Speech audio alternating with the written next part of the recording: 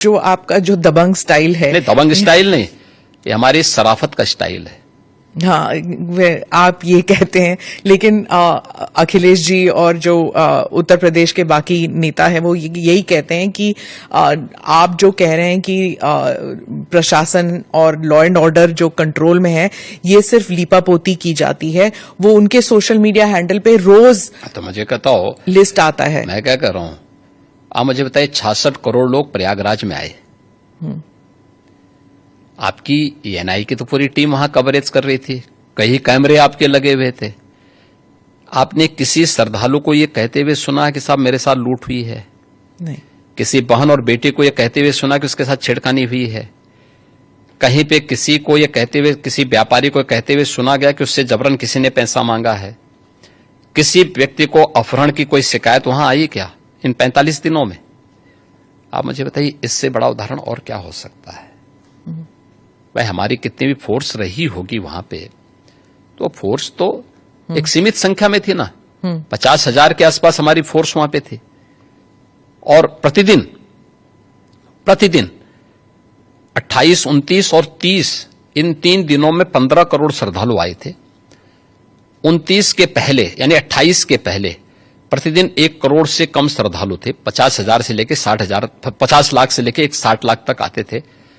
और 29 के बाद से फिर ये बढ़ता गया और 3 फरवरी के बाद से यानी बसंत पंचमी के बाद से यह और तेजी के साथ आगे बढ़ा। संख्या 1.5 करोड़, 2 करोड़, 1.5 करोड़, 2 करोड़ की पर डे की आ रही थी। हाँ। लेकिन कहीं आप लोगों ने सुना? कोई बात नहीं थी। दूसरा, 25 करोड़ की आबादी का राज्य, अगर आपसी पहले से गुटबाजी नहीं है, पहले से वैमनस्यता नहीं है और कोई आपसी वो नहीं है, तो सामान्य रूप से कोई इस प्रकार की घटना को अंजाम नहीं दे सकता है। यह लिपापोती नहीं, ये वास्तविकता है। और ये उत्तर प्रदेश की बहन बेटियां इस बात को जब अभिव्यक्त करती हैं, हम लोग नहीं बोलते हैं, ये तो उत्तर प्रदेश की माताएं बहनें बोलती हैं, बेटियां बोलती हैं कि हम आज सुरक्षित हैं। नहीं तो 17 के पहले तो यहां पे स्कूली बालिकाएं बहुत सारी ऐसी थीं, ऐसे ऐसे कस्बे थे, ऐसे ऐसे जनपद थे जहां पर अभिभावक अपने बच्चों को या तो दूर के रिश्तेदार के पास या किसी हॉस्टल में दूर भेज देता था। आप मुझे बताइए, जब उस बेटी को माँ बाप का संरक्षण मिलना है बचपन में, तब वो दूर हॉस्टल में जाकर के पढ़ने के लिए मजबूर है। आज मुझे प्रसन्नता है कि डबल इंजन की भारतीय जनता पार्टी की सरकार के कारण वह बेटी अपने माँ बाप के संरक्षण में अपने घर से स्कूल जाती है और घर में वापस आती है। आज वो अपने को सुरक्षित महसूस करती है। और मैं तो एक बेटी से मिलने के लिए कैराना गया था।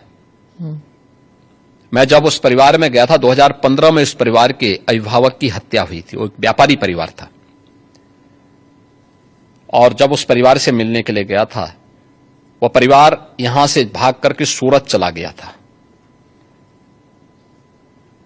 18 में वापस आया, तो वापस आने पर फिर से उन्होंने व्यापार शुरू कर रहे थे, तो मैं वहां गया था फिर मिलने के लिए, पूछने के लिए कि भाई आप क्यों भागे थे और फिर वापस आए हैं।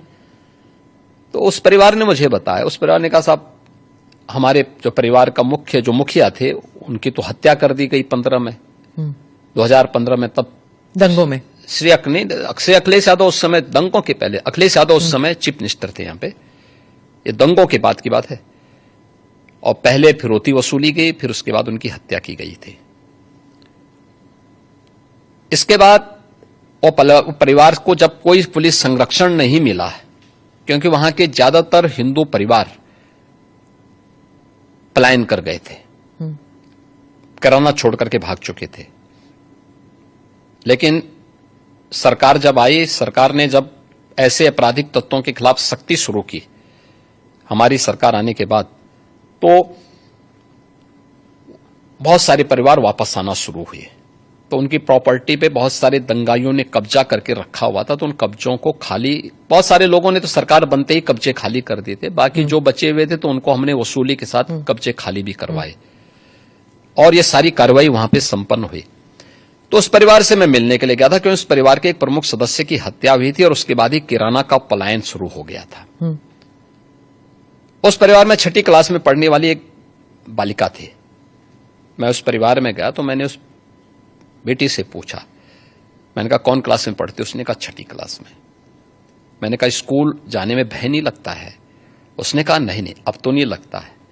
अब सोचिए कि 3 साल पहले जो बेटी स्कूल जाने से वंचित रह गई थी और सूरत जाने के लिए मजबूर हुई थी, वही परिवार वापस आया, क्या उसको सुरक्षा नहीं मिलनी चाहिए थी? आप कह रहे हैं कि दंगाइयों के खिलाफ कार्रवाई नहीं होनी चाहिए, तो फिर इन बेटियों की सुरक्षा कौन करेगा? इन व्यापारियों की सुरक्षा कौन करेगा? तो यही डंडा इन बेटियों की सुरक्षा करता है, इन व्यापारियों की सुरक्षा करता है, इन दंगाइयों को और इन अपराधियों और माफियाओं को ठिकाने भी लगाता है। और इसलिए इतनी सख्ती हमें करनी पड़ती है। और तब 25 करोड़ की जनता भारतीय जनता पार्टी के साथ समर्थन के साथ खड़ी होती है। आपने